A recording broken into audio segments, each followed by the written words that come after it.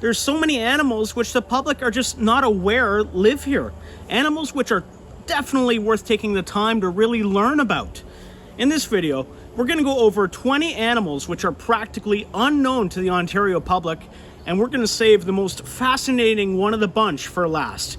An animal which very well may be completely undiscovered to science. To begin, let's start with the most magical animal you could ever hope to see in our Ontario wilderness. Everyone is always captivated by the beauty of the white moose, which sometimes is called the spirit or ghost moose. However, if you ever wanted to see one of these animals in the wild for yourself, you might think that you need to fly to Sweden to see them or somewhere else on the globe. However, Ontario actually has over 50 white moose estimated to be living in one area, which would be Folliet, Ontario and Ivanhoe Lake Provincial Park, which is just west of Timmins. Most of the sightings actually happen right off the main highway. The area actually gains some local tourism from the animals as well, as many travel out specifically to this area in hopes of seeing one. Thankfully, these animals are protected from hunting by law, as you are prohibited from shooting moose with more than a 50% white shaded coat. They truly are beautiful creatures, aren't they? Now let's move on to another big white animal living in Ontario that you might not know is here. Ontario is home to the southernmost population of wild polar bears in the whole world. Most people don't realize that polar bears live in Ontario just because where they live is so far north. It's in an area with almost no human presence.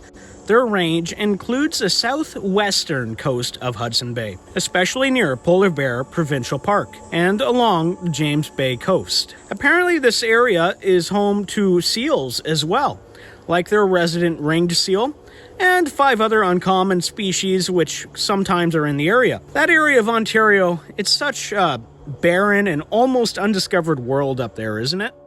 These giants are seasonal visitors, coming ashore in the summer when the Hudson Bay ice melts, and then returning to the ice once it reforms in the winter. Occasionally, the polar bears will even wander near northern Cree communities, where efforts are being made to prevent human-bear conflicts. Few people know that despite their cute appearance, polar bears are actually one of the only 4 animals on Earth that will actively hunt humans. The other 3 would be tigers, crocodiles, and leopards.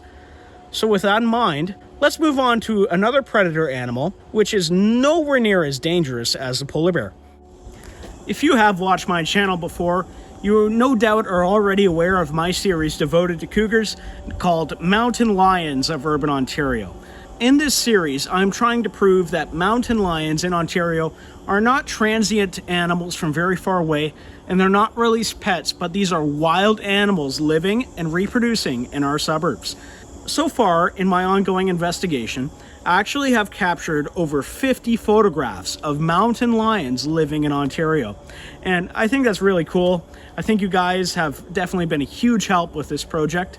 I've actually collected over 1,100 sightings of cougars being in Ontario. Something people are not aware of when it comes to cougars is that they're nowhere near as dangerous as people think. When it comes to recorded lethal attacks from cougars, there's only been about 30 lethal attacks in all of recorded history, which is definitely a lot lower than even our resident black bears in Ontario. So they're a very timid animal, and they definitely want to leave us alone whenever possible. As you guys know, I can talk about mountain lions all day long, but to continue the video, let's move on to our next contestant, which is an animal which is a dinosaur in its own right. Meet Ontario's biggest freshwater fish. Oh, I'm so tired. The lake sturgeon. This, guys, is the biggest fish in my life. Specimens in Ontario have actually reached over 7 feet long and 11 inches, close to 8 feet, and they weighed over 300 pounds. However, these animals are locally endangered, and specific laws protect them even from recreational fishing. What many don't know is that these animals are often targeted by poachers, sadly, for their expensive caviar. However, some locations far up north do actually allow catch and release fishing for these animals. Some individuals of Lake Sturgeon have even been recorded living well over a century. Our next animal is smaller, however, it is actually an exceptionally skilled hunter. I love you and goodbye. Meet the fishing spider.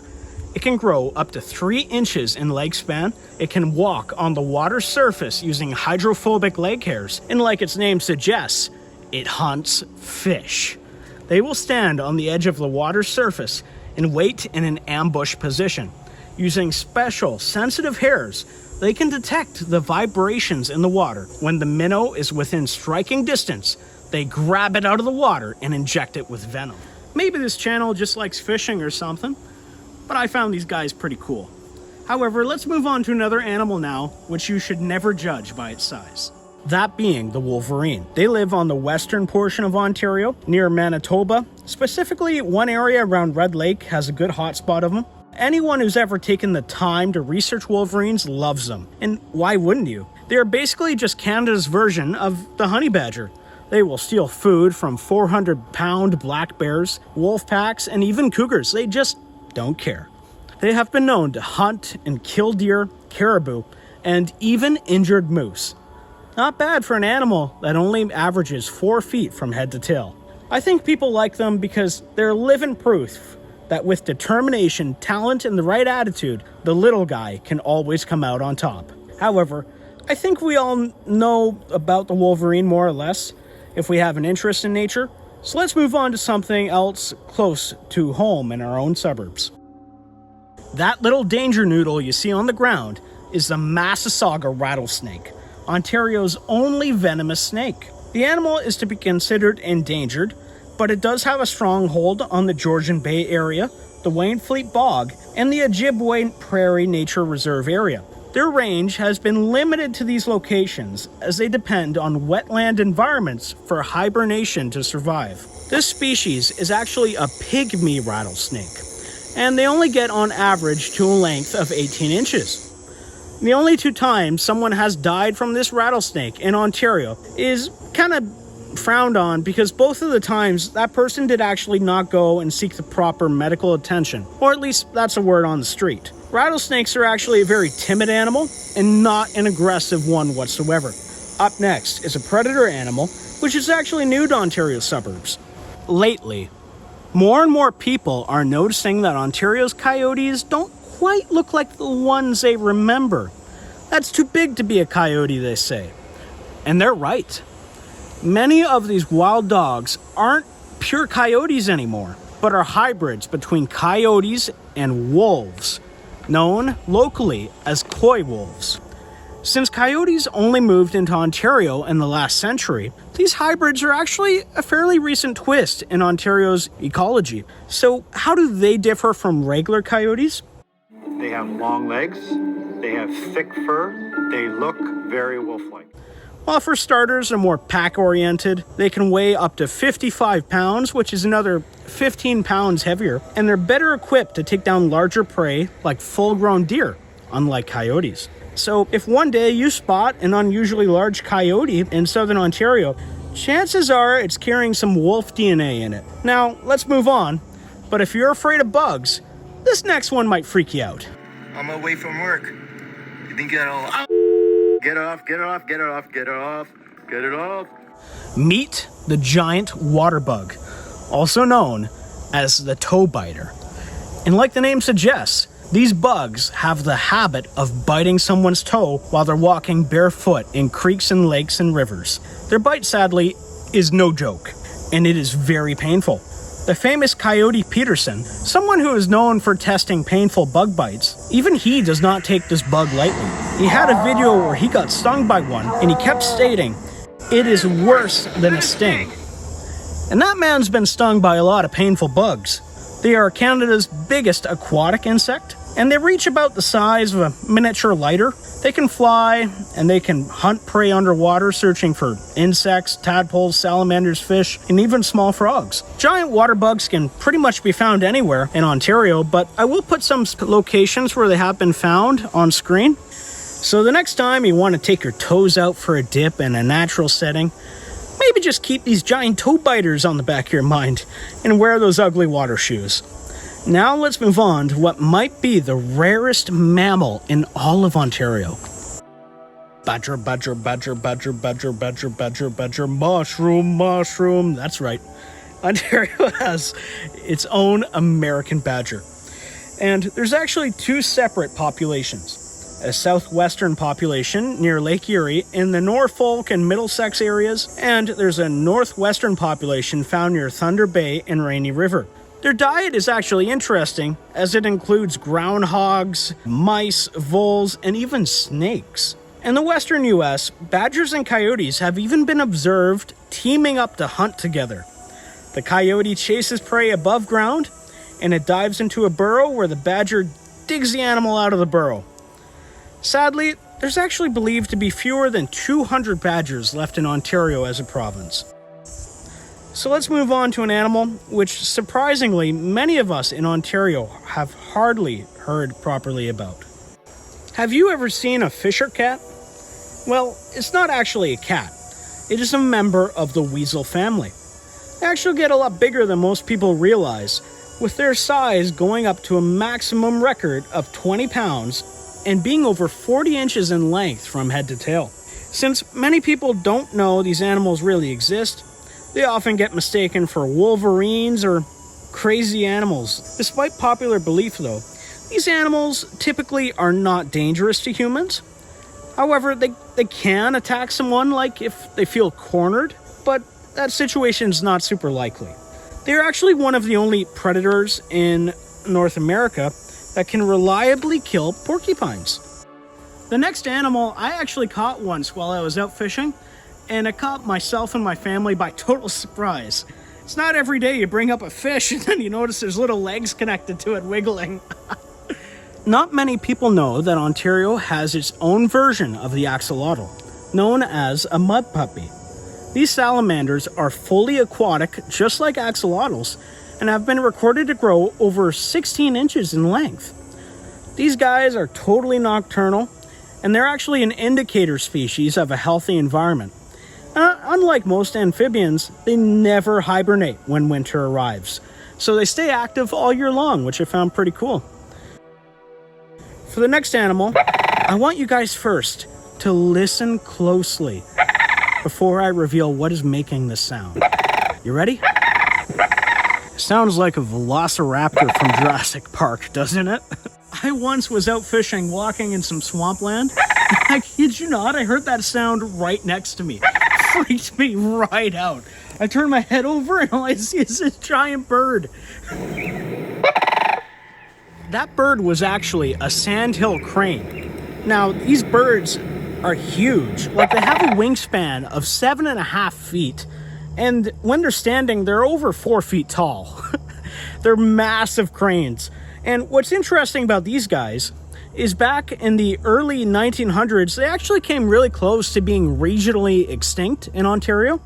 But since then, they've grown to well over 2,400% of what their population used to be. And there's like over 100,000 of them today. So they've had a great comeback story.